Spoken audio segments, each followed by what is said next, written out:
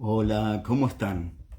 Bueno, bienvenidos a esta reflexión, segunda charla de las jornadas de espiritualidad de Cuaresma, para vivir este tiempo fuerte desde la liturgia a la vida cotidiana. Y el tema de hoy es el perdón y sus signos en la liturgia y en la vida. Y tiene vinculación con la primera charla que hemos compartido dentro de la misa, haciendo experiencia de esos momentos de silencio que la liturgia prevé en la celebración de la misa, y cómo ese silencio vivido en la vida nos es de mucha utilidad. Hablábamos de ese silencio que me hace entrar en mi interioridad, que me hace conocerme a mí mismo, que me hace ser profundo. Ahí donde me encuentro con Dios, en la intimidad más profunda de mi ser, donde desde ese silencio Dios nos habla con tanta elocuencia. Bueno, y hoy, cuando vamos a hacer referencia al perdón y por lo tanto también a nuestro pecado, veremos qué importante es el silencio para poder entrar en nuestra conciencia, para poder revisar nuestra vida. Ese silencio para encontrarnos también con el amor amoroso de Dios, con su cercanía misericordiosa que es capaz de restaurar y de hacer nueva nuestra vida. Bueno, el tema de hoy entonces es el perdón y sus signos. Iremos recorriendo dentro de la misa esos momentos donde el perdón de Dios se hace presente en nuestra vida, donde somos perdonados por Él. Y también haremos siempre la referencia a nuestra vida, a nuestros vínculos, a nuestras relaciones y también a nuestra propia vida espiritual, eso que personalmente hacemos en nuestros momentos de oración. Lo primero es decir que la existencia humana nos impone esa carga o esa responsabilidad de construirnos como personas. Y esto dura toda la vida. Toda la vida nos estamos construyendo como personas. La vida es un aprendizaje. Y entonces estamos siempre aprendiendo a ser personas. El tema es qué sucede cuando fallamos. ¿Qué sucede cuando la libertad tuerce, desvía o pervierte ese impulso que llega desde la raíz y que introduce el mal en el mundo y despierta en nuestra conciencia el duro sentimiento de la culpa? ¿Qué hacemos allí, no? Esta experiencia la tienen todos los seres humanos, no solo los creyentes. Todos tenemos la experiencia de equivocarnos, de arrepentirnos, de no ser fieles a nuestros ideales, de cometer errores, de ser imperfectos. Y también la experiencia en este construir nuestra persona de la culpa. Todos tenemos la experiencia, ¿no?, de ser culpables. Y todos tenemos la experiencia de ese sentimiento tan duro que es la culpa. Bueno, ¿cómo lo vive un creyente? ¿Cómo lo experimenta un creyente? La pregunta que nos hacíamos era, ¿qué sucede cuando fallamos nosotros como creyentes? ¿Qué sucede cuando desde la libertad hemos elegido el mal? ¿Qué pasa cuando pecamos? ¿Cuál es la actitud de un creyente? Bueno, ahí el creyente experimenta a Dios como aquel que alienta nuestro crecimiento, el que acompaña nuestro crecimiento. Primero respetando nuestra libertad, esa libertad que Él mismo nos ha dado, con la cual muchas veces cerramos, nos equivocamos. Decimos, Dios, respetando nuestra libertad, permite nuestros errores. Claro, se da cuenta de que podemos aprender de ellos. Evidentemente, de los errores también aprendemos. Y el creyente ve a Dios apareciendo en esas circunstancias, frente a nuestros errores, a nuestras fallas, frente a nuestros pecados, aparece ahí, ¿no? Cuando metemos la pata, cuando deliberadamente elegimos el mal, cuando nos hemos equivocado, como la mano tendida en mi fracaso. Esta es la experiencia del creyente. Tiene la experiencia de un Dios que alienta nuestro crecimiento, que respetando nuestra libertad también nos enseña en el error y de los errores que Él permite que en nuestra libertad equivocadamente cometemos, aprendamos también de ellos. Y aparece, y esto es muy importante porque de aquí brotará el pedir perdón, aparece como la mano tendida en nuestro fracaso, ¿no? Por eso ahí el creyente puede experimentar a Dios como perdón y como esperanza. Por eso, frente a la realidad de nuestra imperfección, frente a la realidad del mal que elegimos, frente a la realidad de nuestros pecados, Dios aparece como perdón y como esperanza. Por lo tanto, siempre frente a nuestros pecados está el perdón, está la misericordia. Por eso, siempre frente a nuestros pecados estará la esperanza de ser perdonados. La experiencia cierta de ser perdonados por este Dios que es misericordia, que no sabe hacer otra cosa más que amarnos y por lo tanto que perdonarnos, porque perdona el que ama. Por lo tanto, el que ama de un modo perfecto, porque es Dios, también nos perdonará siempre. Le gusta siempre decir al Papa Francisco que no hay santo sin pasado, ni hay pecador sin futuro. Por eso siempre podemos ver nuestro futuro con esperanza, incluso cuando nos vemos sumergidos en nuestras propias debilidades, cuando nos encontramos frente a nuestros pecados, siempre podemos abrir una puerta de esperanza cuando recurrimos a Dios pidiéndole perdón. Por eso es desde esa certeza que nos da el mismo Señor, nuestro Padre misericordioso, desde esas certezas es que pedimos perdón. Que es la experiencia de sabernos amados incondicionalmente por Dios.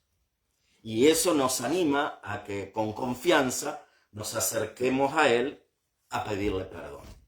Pero ¿en qué partes de la misa somos perdonados? ¿En qué partes de la misa recibimos el perdón, la misericordia de Dios? ¿Y a través de qué signos se manifiesta ese pedido de perdón? ¿Y qué nos enseña eso para la vida? Es el tema de hoy y entonces vamos a sumergirnos en algunas de esas partes de la misa donde somos perdonados. Lo haremos, bueno, en la medida limitada de este tiempo, de esta horita que estamos compartiendo, pero luego cada uno puede seguir meditándolo y sobre todo puede seguir vivenciándolo cada vez que participa de la misa. Bueno, hay un momento que es el momento del perdón dentro de la misa, que es en el inicio nada más, en el llamado acto penitencial. Luego del saludo inicial que hace el sacerdote, aparece este momento, que tiene una estructura que siempre es igual. La invitación que hace el sacerdote para que pidamos perdón, luego la petición de perdón, concretamente, el yo pecador, por ejemplo, o el yo confieso ante Dios Todopoderoso y ante ustedes, hermanos, esa. También está la otra petición de perdón con el Señor, ten piedad, Cristo, ten piedad, Señor, ten piedad, con los tropos, por ejemplo, por nuestra falta de fe, Señor, ten piedad, por nuestra falta de esperanza, Cristo, ten piedad, por nuestras faltas de amor, Señor, ten piedad. Esos tropos con el Señor, ten piedad, Cristo, ten piedad, Señor, ten piedad, y la absolución.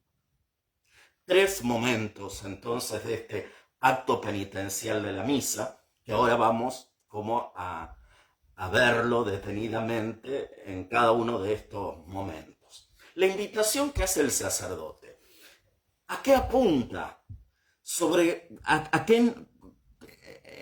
¿En qué hace hincapié cuando invita a que pidamos perdón a Dios? Bueno, hay distintos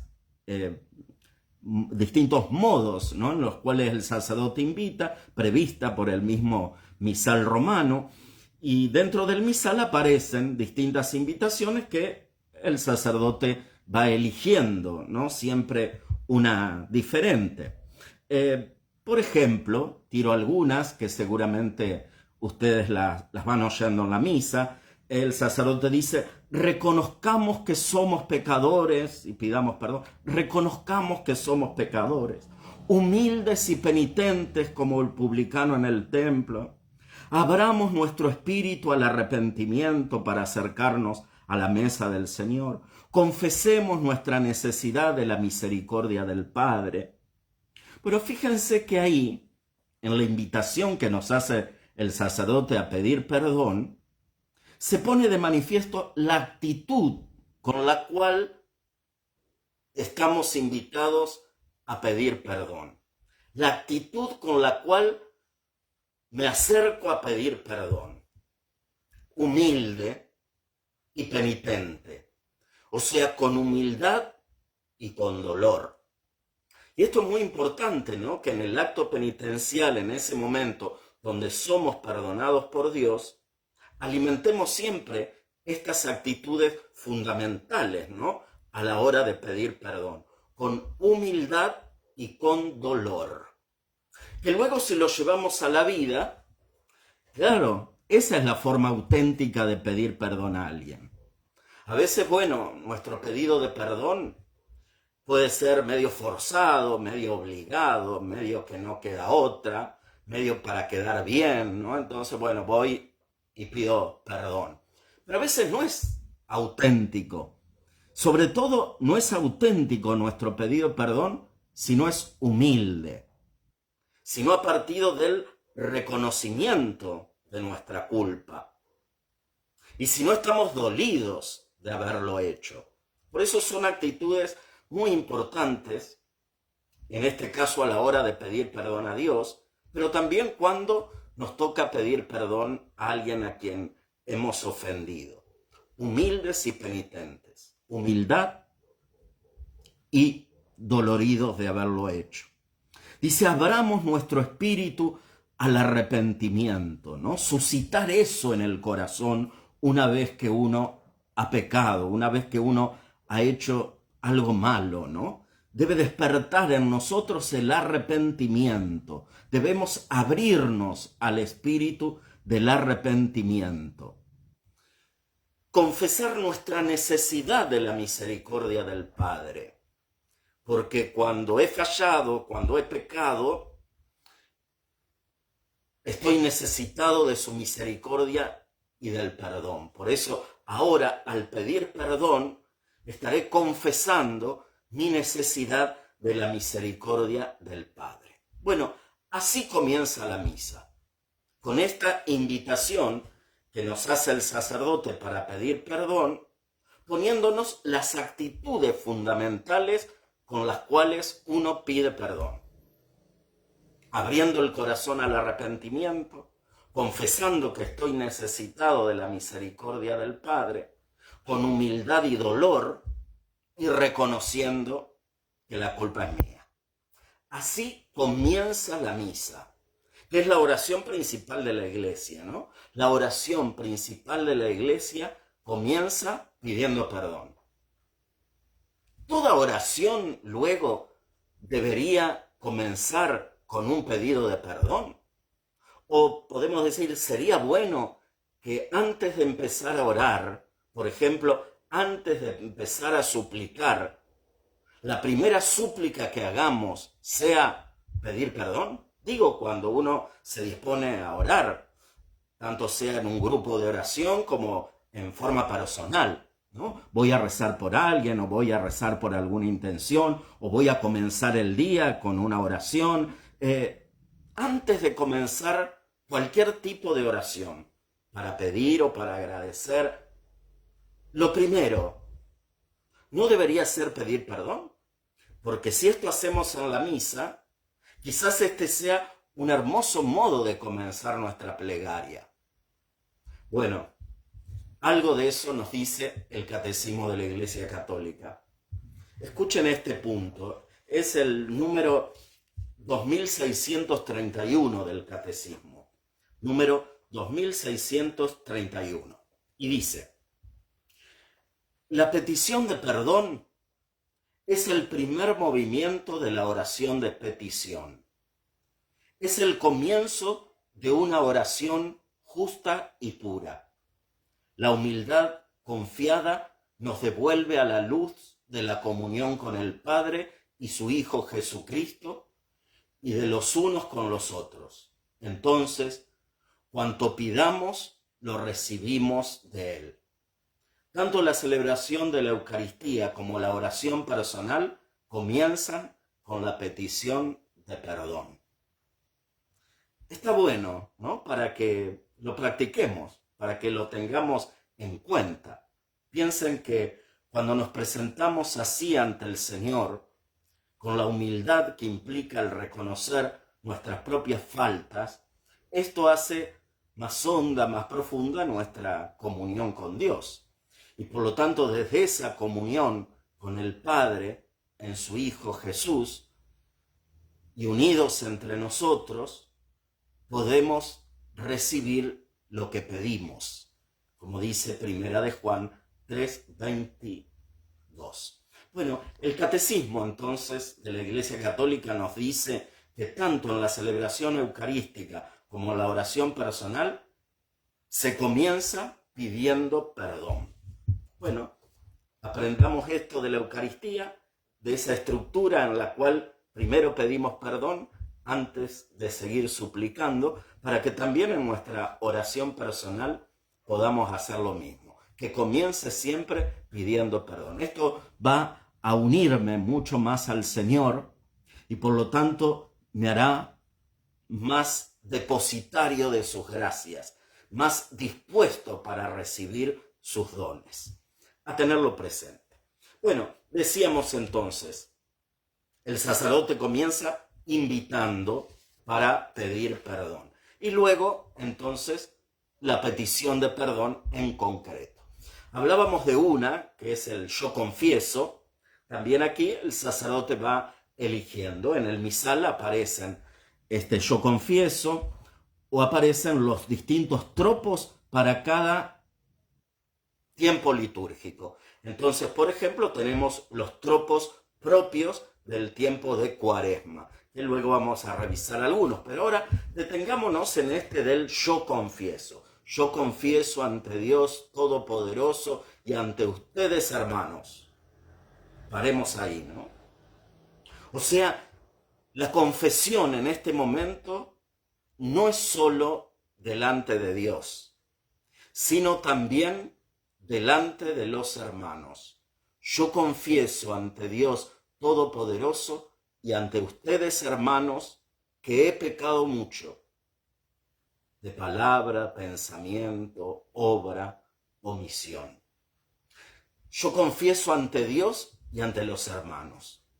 El acto penitencial de la misa es una confesión pública, es un arrepentimiento público, es una comunidad reconciliándose, una comunidad reconociendo en la presencia de Dios sus pecados.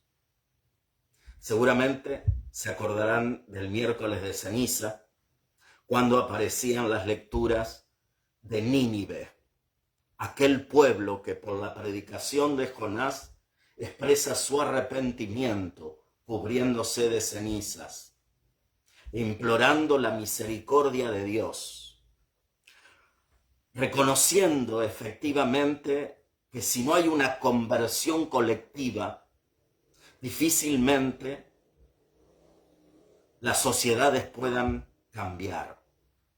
Si no reconocemos que todos somos cómplices del mal que está en el mundo y que no es solo culpa de los demás, sino que el mal que está en el mundo lleva el sello de nuestra complicidad. A veces, porque efectivamente somos parte de esa corrupción en distintos grados, a veces incluso hasta en el grado más mínimo, pero somos cómplices, y otras veces por omisión, por no hacer nada para que ese mal ya no esté.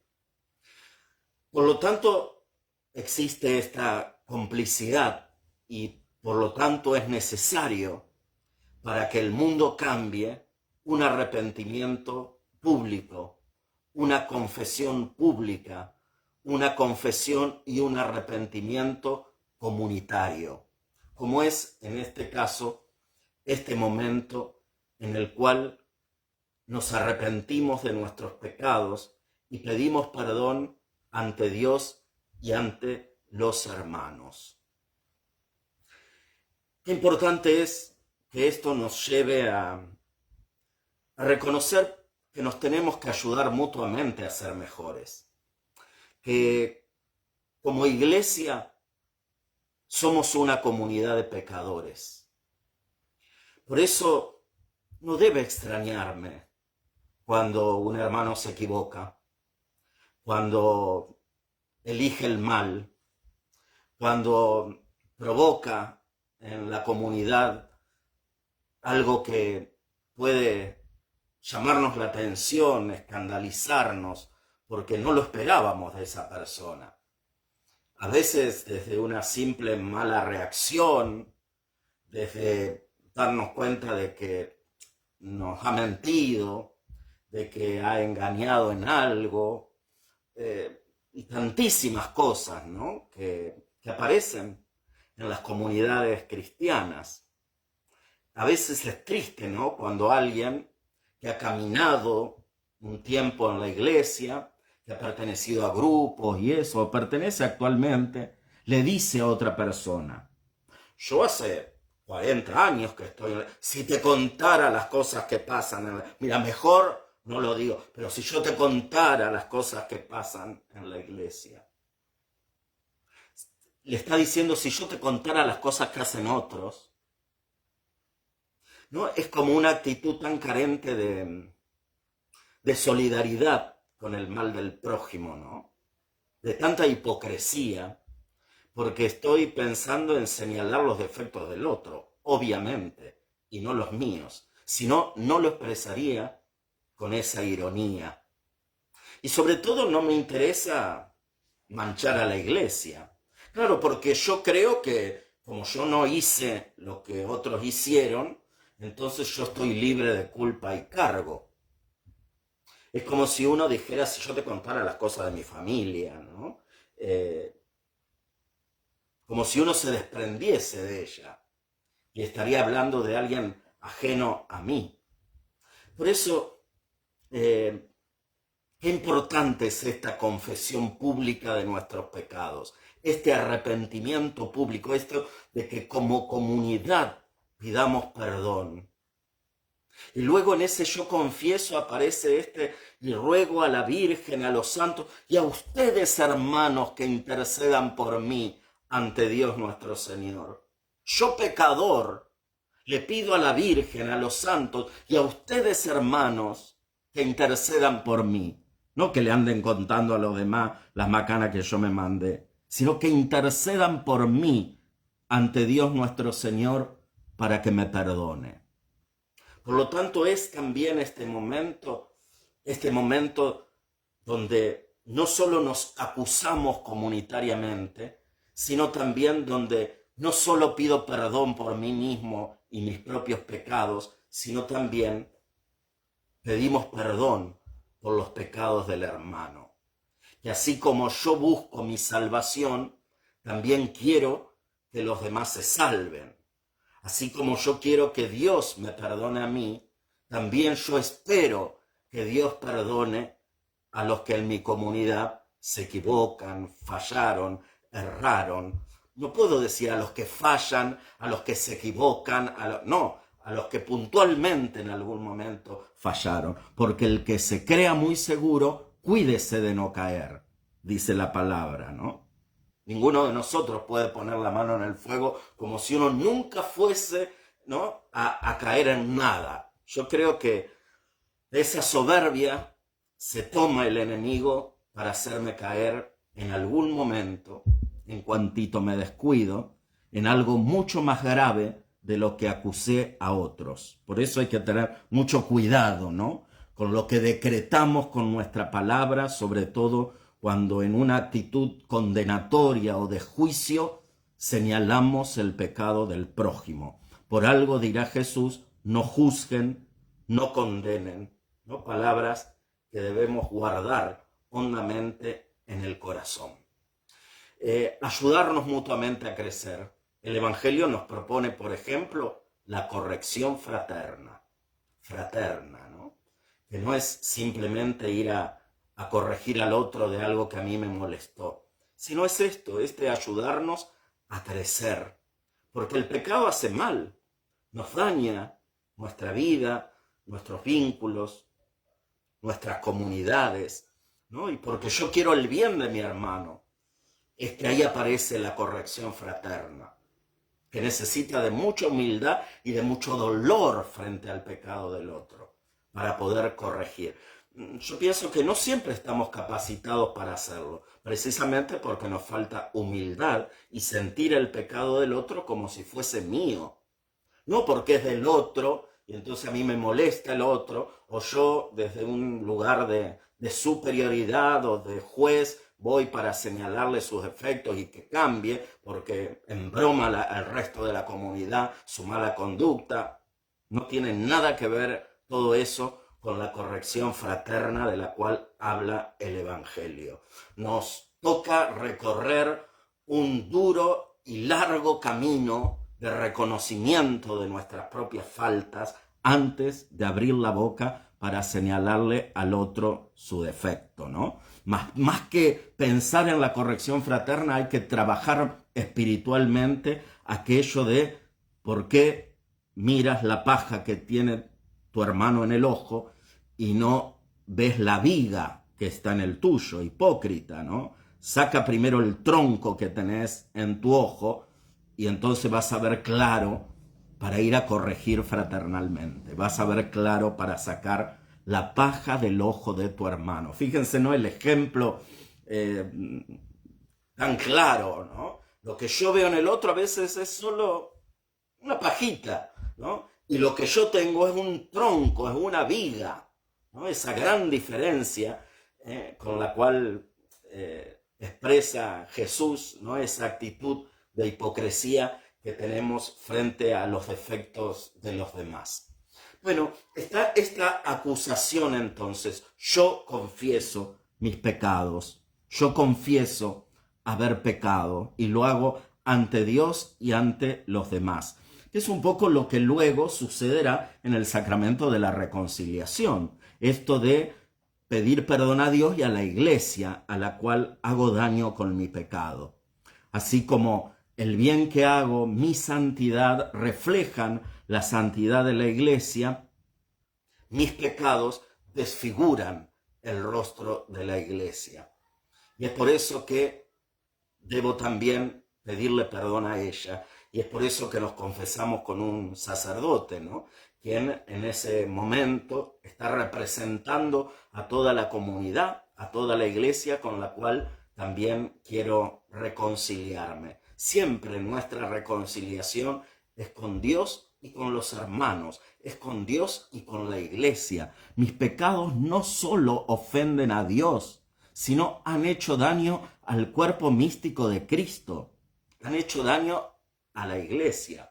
Por eso cuando decimos, bueno, yo me confieso con Dios directamente, sí, para los pecados en los cuales lo hemos ofendido a Él, pero existe también este daño ocasionado a la comunidad, al cuerpo místico de Cristo, a la iglesia, ante la cual también debemos reconocer nuestros errores y pedir perdón.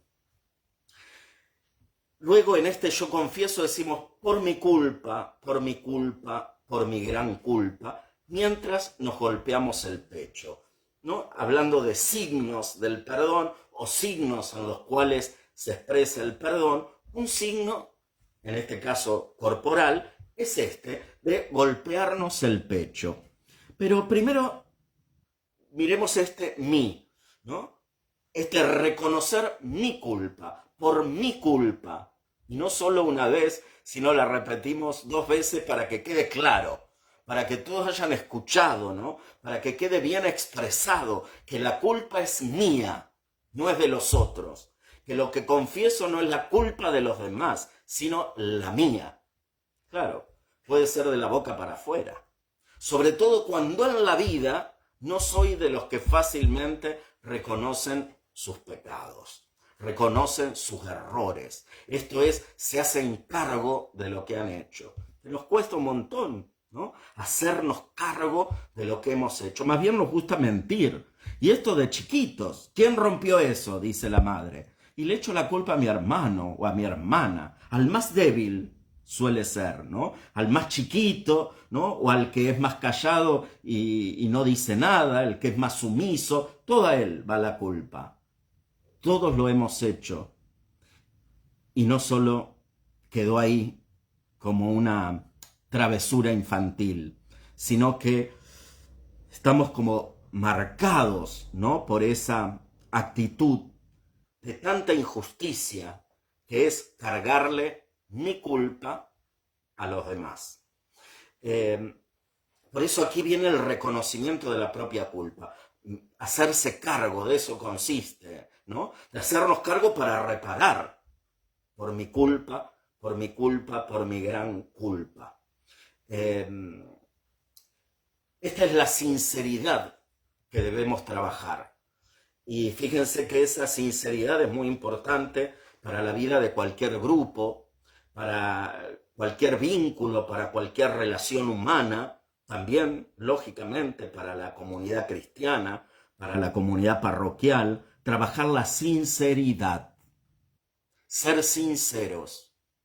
Y ser sinceros no es, como erróneamente muchas veces pensamos, decir las cosas como me salen, ir de frente. Para mí eso es ser sincero, ¿no? Ir de frente, por más que lo que diga lastime, ¿no? Le haga daño al otro, lo haga ir a su casa llorando, pero fui sincero, yo soy así, ¿no? Sincero, digo lo primero que me sale, sin medir a veces las consecuencias de lo que digo o sin que la caridad sea la que me lleve a hablar. Bueno, eso no es ser sincero, por lo tanto, no es la sinceridad que debemos practicar, sino que la sinceridad es reconocer nuestros propios errores, por ejemplo, ¿no? Entonces es una sinceridad muy importante, el reconocer, el hacerme cargo. Claro, hay pecados que nos cuesta mucho reconocer, lo cual es bastante complejo, ¿no? Cuando uno tiene como tapados ciertos pecados, pensando que yo nunca lo cometo. Tenemos negación frente a ciertos pecados. Estamos como negados frente a ellos. Y por lo tanto, como que no los reconocemos nunca en nuestra vida. Lo peor es que están. Y no reconocerlos es grave, porque significa que lo seguiremos haciendo. Porque el primer paso para cambiar es reconocerlo. Mientras yo no lo reconozco, no lo podré cambiar nunca, porque no me estoy haciendo cargo. Por eso por mi culpa, por mi culpa, por mi gran culpa, es tan importante en ese sentido, ¿no? En hacerme cargo, en ese reconocer para reparar, en reconocer para cambiar. Nunca podré cambiar si no lo reconozco. O el primer paso para cambiar es reconocer lo que he hecho. Y como digo, hay pecados que los negamos o que no los asumimos, que no los reconocemos en nosotros y sin embargo están. Por ejemplo, la envidia. La envidia es un pecado que no lo tenemos en general dentro de nuestra órbita de pecados. Y muchas actitudes nuestras, muchas expresiones nuestras, muchos enconos con el prójimo, tienen como raíz la envidia. Y por eso muchas veces no resolvemos nada de eso. Y seguimos dando vuelta, ¿no? Emparchando que el problema fue este, que el problema fue lo otro, que el problema es esto de acá, que el problema es esto de allá. Y a veces el problema es un problema de envidia. Bueno, como este, puede haber otros también, ¿no? Otros pecados que los sacamos de nuestra órbita y no los tenemos presentes. Por eso, en esto de por mi culpa, estamos ayudando a reconocer nuestros propios pecados. La primera forma de cambio en nuestra vida es este reconocimiento. Como aparecen muchos ejemplos en los evangelios, la cananea, los ciegos de Jericó, los 10 leprosos. Ten piedad, Señor. Ten piedad de nosotros, Señor. El mismo Pedro, aléjate de mí, Señor, porque soy un pecador. Esas voces surgen también en nuestro corazón cada vez que decimos, yo confieso ante Dios Todopoderoso y ante ustedes, hermanos, que he pecado mucho por mi culpa, por mi gran culpa. Y este golpe de pecho, como un signo, ¿no? Como una expresión corporal de arrepentimiento, de dolor del pecado, también aparecen en los evangelios. Recordarán la parábola del fariseo y el publicano de Lucas 18. Ahí dice que el publicano, en el último banco del templo, se golpeaba el pecho, ¿no? Diciendo, ten piedad de mí, Señor, que soy un pecador. ¿No? Aparece el gesto de golpearse el pecho. También en los relatos de la pasión, Jesús está crucificado, lo vemos en Lucas capítulo 23, versículo 48, dice, la gente pasaba y se golpeaba el pecho. Bueno, como para poner algunos ejemplos de este gesto, de este signo que expresa el arrepentimiento con el cual nos abrimos al perdón de Dios, que aparece en los evangelios. Y en la liturgia aparece en este yo confieso, donde todo el pueblo de Dios y también el sacerdote que celebra se golpea el pecho. Pero también en una de las plegarias eucarísticas, en el canon romano, la plegaria eucarística 1, el sacerdote que preside, ya no todo el pueblo, sino el sacerdote que preside y los concelebrantes, si los hay, en un momento de la plegaria también se golpea el pecho, ¿no? Reconociéndose pecador delante de la asamblea. Bueno, bien hecho, este gesto puede ser una expresión de dolor por nuestros pecados, un compromiso de luchar contra el mal, un querer cambiar, un querer despertarnos, un querer convertirnos. Bueno, luego vienen otra forma de petición de perdón, decía, son los tropos con el Señor ten piedad, Cristo ten piedad, Señor ten piedad. Estos tropos, en el tiempo de Cuaresma, veremos cómo hacen más que hincapié en ciertos pecados para pedir perdón, en atributos de Dios y en la acción de su misericordia. En todas estas misas escucharemos tropos como este. Tú que perdonas nuestras culpas, Señor, ten piedad. Tú que perdonas nuestras culpas. O sea, no hacen referencia a un pecado. No estoy diciendo, por ejemplo, por nuestra falta de humildad, Señor, ten piedad. Sino que apuntan más bien a reconocer atributos de Dios y su acción misericordiosa. Tú que borras nuestras culpas, Señor, ten piedad. Tú que creas en nosotros un corazón nuevo, Cristo, ten piedad. Tú que iluminas las tinieblas de nuestro corazón. Tú que llevaste a la cruz nuestros pecados, Señor, ten piedad. Tú que no quieres la muerte del pecador, sino que se convierta y viva, Señor, ten piedad. Bueno, algunos ejemplos, ¿no?, de estos tropos que luego de la reforma litúrgica se ve que se ha optado por hacer más hincapié en la acción de Dios frente a nuestros pecados que incluso frente a nuestras propias faltas. Quizás el acento se pone allí porque a todos nos toca ahondar en el misterio de la misericordia de Dios, de este Dios que es bueno, de este Dios que es bueno siempre, que es bondadoso y compasivo, que es lento para enojarse y de gran misericordia. Su acción en nosotros, ¿no? A nosotros nos toca esperarlo todo de su misericordia. Solo Él puede crear en nosotros un corazón nuevo. Por lo tanto, al pecado no lo vencemos solos. Lo vencemos con la gracia de Dios. Lo vencemos si nos abrimos a su misericordia. Porque si yo lo venciera con mis propias fuerzas, bueno, es muy posible que me empiece a creer mejor que los demás.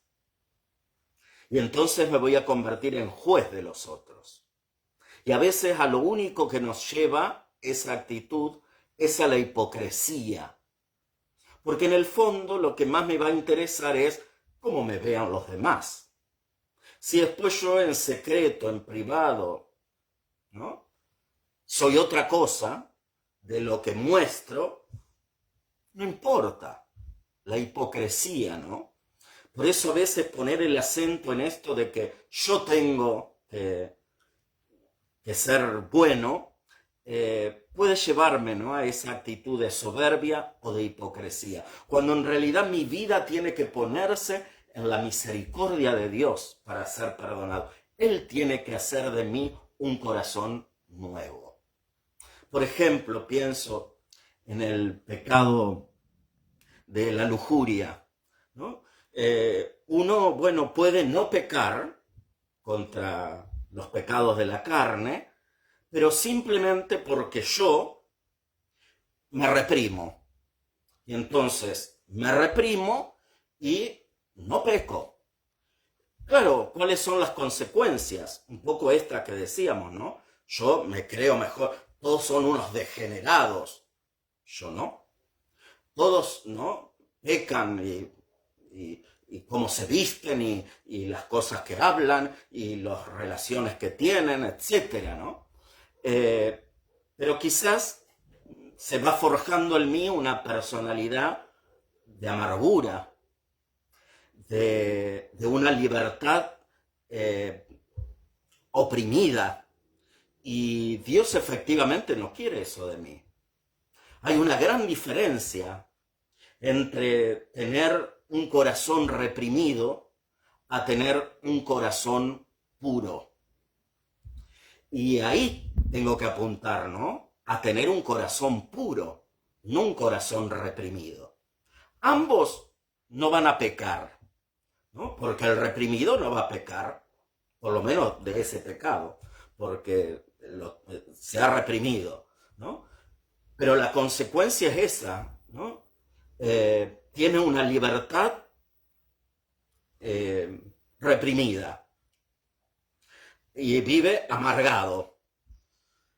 Mientras que el que tiene un corazón puro, purificado por la gracia, tampoco va a pecar y es libre para amar. Mi libertad no es para vivir reprimido, mi libertad es para amar. En esa libertad de amar, con un corazón puro, seré alguien normal, alegre.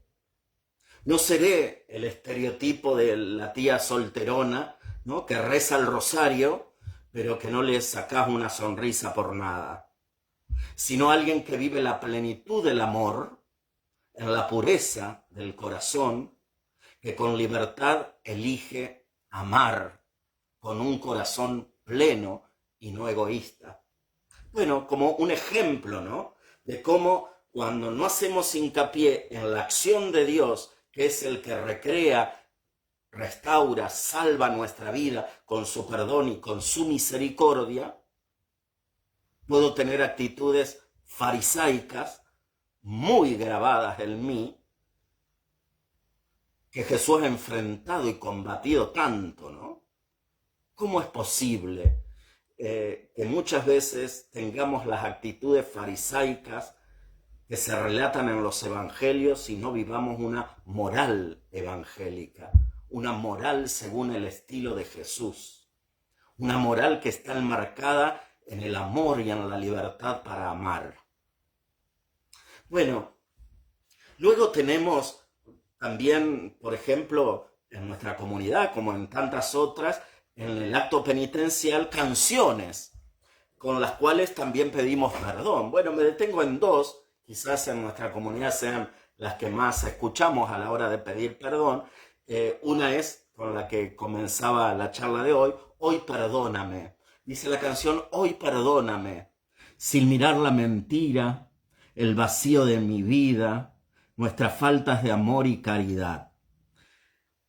Aún sabiendo que he caído, que de ti siempre había huido, hoy regreso arrepentido. Fíjense que esto, a diferencia de los tropos de los que hablábamos hoy, donde pone el acento en los atributos y la acción misericordiosa de Dios, pone el acento en algunos pecados. O sea que nos ayuda de alguna manera a pedir perdón por cosas puntuales, lo cual tampoco es malo, no viene mal muchas veces porque, bueno, puede iluminar nuestra conciencia y pedir perdón por cosas concretas como la mentira, el vacío de nuestra vida, o sea, nuestra superficialidad o nuestras faltas de amor y de caridad, y reconocer que, aún sabiendo que estaba pecando, de ti huí, pero ahora vuelvo, ¿no? Pero ahora regreso.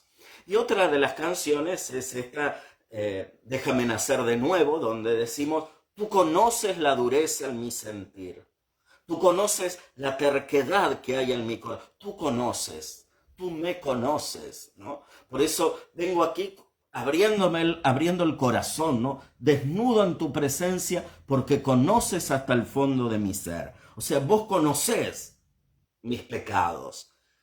Y podríamos agregar, y mamás igual, conociéndome así. Es un poco lo que sucede, pienso, en la vida matrimonial, ¿no? Que tanto es el conocimiento que genera ese vínculo tan íntimo entre el esposo y la esposa, que qué lindo es saber que alguien me ama conociendo mis defectos, que alguien me ama a pesar de los errores que ha visto en mí, que alguien me sigue amando, ¿no? A pesar de las veces que ha tenido que perdonarme. Hay que valorar ese amor. Es muy bueno, nos hace mucho bien lograr algo de esa incondicionalidad, claro que incomparable con el amor de Dios y su misericordia, y con lo que Él nos conoce, ¿no? Interiormente, mucho más de lo que nosotros nos conocemos a nosotros mismos. Y bueno, luego dice la canción, déjame nacer de nuevo. Bueno, ahí está la clave, ¿no? De lo que es el perdón como gracia de Dios en nuestra vida, que no es simplemente un pequeño cambio, ¿no? Y entonces, bueno, me corrijo, pero poquito, ¿no? Cambio, pero un poquito, o peco, total, después me voy a confesar. No, no es eso, sino que es un cambio de vida, es conversión. Siempre nuestro pedido de perdón a Dios debe apuntar a eso, a una verdadera conversión del corazón. Claro que esto es un proceso, ¿no? Pero es distinto de pensar, peco, total, después me confieso, que es un poco en el imaginario colectivo lo que está presente, ¿no? A veces desde afuera nos ven así. ¿A qué vivos esto, los católicos? Pecan, total, después van y se confiesan con el cura, ¿no? Y lo ven mal. Y claro, si es así, nosotros también tenemos que verlo mal, porque no es eso, ¿no? Lo que nos enseña la Iglesia, ni la moral del Evangelio, ni el desafío de la conversión que exige, ¿no? Nuestra vida de seguimiento de Jesús. Claro que no es así. Claro que no es así. Aunque muchas veces tendremos que confesarnos de las mismas faltas, de los mismos pecados, porque el crecimiento y la maduración lo requerirán, ¿no? Y que uno muchas veces tenga que tropezar sobre la misma piedra. Es como un niño pequeño que está aprendiendo a caminar. Y bueno, no es que vos lo parás y sale corriendo. Y no, hay que tenerle paciencia. Es esa la paciencia que Dios nos tiene, ¿no? Bueno, lo levanto. Hace 2 pasos, se cae, lo levanto de nuevo y tantas veces sea necesario y lo alentaré para que dé un paso más y otro y se fortalezcan sus piernas y bueno, hasta que pueda correr. Bueno, y nosotros nos encontramos en esa situación también. Bueno, luego viene la absolución. Dios Todopoderoso tenga misericordia de nosotros, perdone nuestros pecados y nos lleve a la vida eterna. Claro, esta absolución no es igual a la absolución del sacramento de la reconciliación, donde se nos perdonan los pecados graves principalmente. Aquí está la absolución de los pecados leves, de los cotidianos, de esos que están siempre presentes en nuestra vida y en nuestra frágil condición humana, ¿no? Donde a la vez recibimos la fuerza para no pecar. Por eso es tan importante, ¿no? Este perdón que recibimos en la misa. Por Jesús recibimos el perdón. Por Él hemos sido perdonados. Por eso cada vez que en la misa aparece estos momentos de perdón, podemos pensar que Jesús está haciendo lo mismo que hizo en la cruz, diciéndole al Padre, Padre, perdónalos. Padre, perdónalos porque no saben lo que hacen. Padre, perdónalos. Nosotros creemos en el perdón de Dios. Por eso fíjense que esto es una verdad de fe que expresamos en el credo. Creo en el perdón de los pecados. Por eso nunca hay que dudar de ese perdón de Dios. Estaríamos faltando contra la fe, ¿no? Si dejáramos de creer. Lo repetimos siempre en el credo. Están las plegarias eucarísticas y hay 2 que quería detenerme en ellas. No nos va a alcanzar ahora el tiempo porque son muy bonitas, muy profundo lo que dice, muy iluminador lo que dicen las plegarias eucarísticas 1 y 2. En una hace referencia al perdón de Dios y en otra al perdón de los hermanos. Por ejemplo, menciono algo, dice una, tú nunca te has apartado de nosotros, que muchas veces hemos quebrantado tu alianza, y por Jesucristo tan estrechamente te uniste a la familia humana con un nuevo vínculo de amor que ya nada lo podrá romper. Nada va a hacer que dejes de amarnos, ¿no? Por eso nos invitas a confiar solo en tu indulgencia. En la otra, en la plegaria eucarística 2, también muy lindo, dice, en una humanidad dividida por las enemistades y las discordias, sabemos que tú diriges los ánimos para que se dispongan a la reconciliación, ¿no? Dios nos mueve siempre al perdón. Despierta y suscita en nosotros el arrepentimiento de nuestras faltas y el que podamos perdonar a nuestros prójimos sus ofensas. Dice, con tu acción eficaz puedes conseguir que el amor venza al odio, la venganza deje paso a la indulgencia y la discordia se convierta en amor mutuo. A esto debe ayudarnos cada momento de la misa donde somos perdonados. A que en nuestra vida cotidiana siempre, hasta en las cosas más simples, el amor venza al odio, la venganza deje paso a la indulgencia y la discordia se convierta en amor mutuo.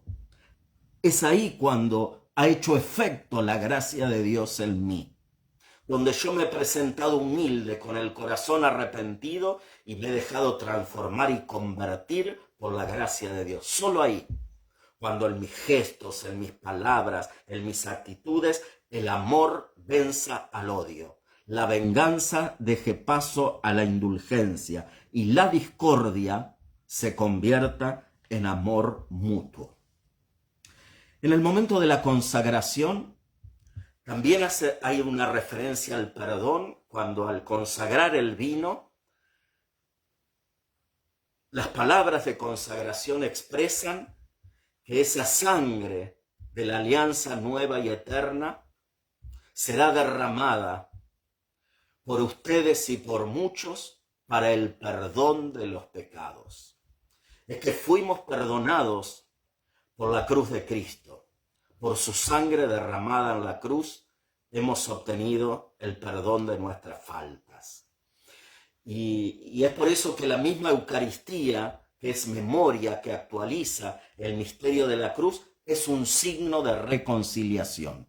En una de las invitaciones que hace el sacerdote para que recemos el Padre Nuestro, va a decir esto: antes de participar en el banquete de la Eucaristía, signo de reconciliación y vínculo de unión fraterna, oremos juntos como el Señor nos enseñó. Y ahí rezamos el Padre Nuestro. Y en el Padre Nuestro también decimos: perdona nuestras ofensas, como también nosotros perdonamos a los que nos ofenden.